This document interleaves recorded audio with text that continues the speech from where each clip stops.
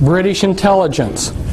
Maybe a lot of you are aware that British intelligence created American intelligence. And British intelligence is extremely powerful. Before World War II got started, the British had infiltrated the Nazi spy apparatus so that every German agent that was recruited into the Nazi apparatus that was spying on Britain had to become a double agent. 100% of the German agent spying on Great Britain was a double agent for the British. And anyone who joined those spy cells had to become a double agent, or they got dropped, so they kept the continuity. Through those double agents, they disseminated disinformation to the Germans. If you will study the type of disinformation that they fed through those German agents, you'll get a good idea of the type of disinformation that's being disseminated to you all through double agents. Some of them have been up here as speakers. You may think that disinformation is simply passing a lot of lies. No. Disinformation has to look like the absolute truth, but you slip in a little poison with it. So some of these double agents that the Nazis had received very big decorations by Hitler. In fact, one of these British agents, double agents, received the highest award that Hitler could give him, while at the same time he received the highest award that the British could give him. Kind of interesting, huh? An example of how disinformation works. You give 99% true information, and it's that one little piece of disinformation that's the clincher. So through their spies, they fed the Germans the range of their naval radar, but they understated it. Well, the Germans were excited to get any information on the British radar, their naval radar. When the Bismarck sailed, and you're familiar with the battleship Bismarck, because their intelligence agencies had been fed this shortened range of the naval British capabilities of their naval radar, that one little piece of disinformation, they made a big mistake, and that mistake cost them the Bismarck. So see, this is how critical it is to understand how a speaker can get up here in front of you, he can give you 95% good information, and it's that 5% poison that he's going to give you that'll be the clincher. It's very hard to understand, for most of us to understand how disinformation comes about. Now, my co-author back there, she said, "Fritz, you're not going to hold back on these people, are you?" Well, for those of you who don't know me, if you watch that movie Braveheart, when I watched the movie Braveheart, I realized that's me, you know. I've been trying to fight these people, and I've got the same spirit. No, I'm not going to hold back on you people, and I don't think you want me to hold back. You want the whole truth, and I'm going to give you the truth as best as I can. And some of you who don't know may be wondering, who is this Fritz Springmeier character? And so, unfortunately, I need to just take a minute and tell you about myself. Why am I in a position to be up here telling you things that other people can't?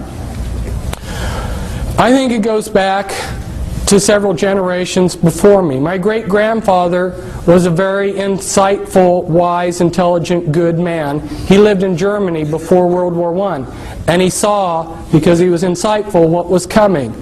So he escaped in a wagon underneath some sacks of grain across the border into the Netherlands, because he saw that a world war was coming at a time when most of the world was just having a good time. And I think God honored the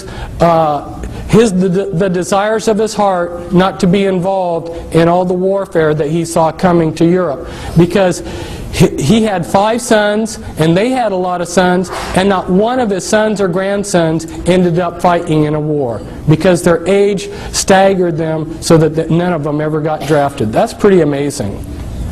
And Then if we look at my father he's still alive. He's exceptionally brilliant man. You would call him a genius. And as I grew up, he allowed me to ask 1,000 questions.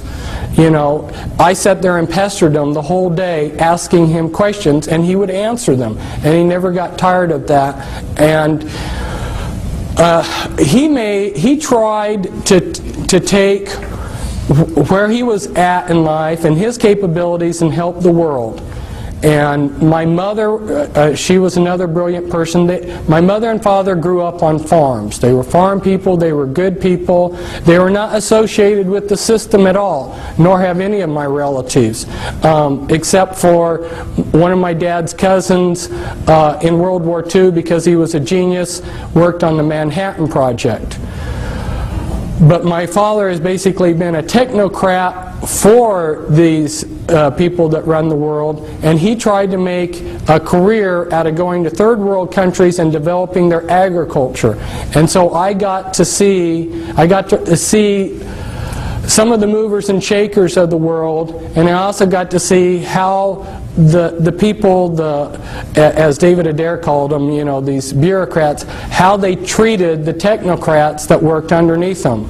My father was sent by the U.S. State Department aid program to Nepal when I was a child to develop the Nepalese agriculture, and he painstakingly typed up a big, massive report of their state of affairs all over the country, which he traveled on by foot and by jeep, and when he and a plan to improve their agriculture, and they had lost it within 2 weeks, and that was back before there were photocopy machines.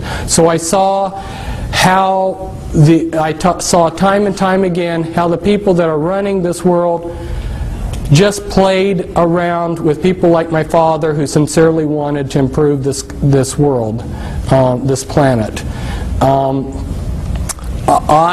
Not growing up in this country and not coming to continental United States until I was 11, have an outsider's view of this country and what's going on. And you know, when you're in a situation, if you can step aside and look at it from a distance, you see it differently. And so there's a lot of things that I see about this country that maybe other people can't, because I have been in 33 countries and I've been a world traveler, and I see things from a different perspective. Plus, when I was in Nepal, we didn't have television. I spent a lot of my idle time reading Encyclopedia Britannica, and I went to a private school that when I came to the United States, I was 2 years ahead of the kids in public school. So that gives you a little bit of background of why, having been a truth seeker who's devoured books every day and have interviewed countless numbers of people and done all kinds of research, that gives you a little bit of background as why I'm up here telling you some of these things rather than somebody else. What I've seen at this conference so far, there's been a lot of things that pertained to my research on mind control. Our Japanese speaker last night, he talked about blood pressure in the head and how he went out to find out. It was so frustrating for me this last week. I tried repeatedly to get a chance to tell him why he didn't find any information on that when he went out there looking in the medical books. Because see, I have been spending time researching mind control and what these people are doing. And there's cerebral spinal fluid, as well as the brain, the blood pressure in the brain, and a lot of other things that he's not aware of that have been suppressed by these people. This is information that they have suppressed, and the reason why is because there's only a few men in the world that know these things, and they're using it to enhance their programming abilities, their mind control programming abilities. So there's a flip side to this. Some of the things that I'm going to tell you about today are horrendous, but the flip side of it is that Some of the things that the New World Order and the Illuminati know, if they were put to good use, would be fantastic. I have repeated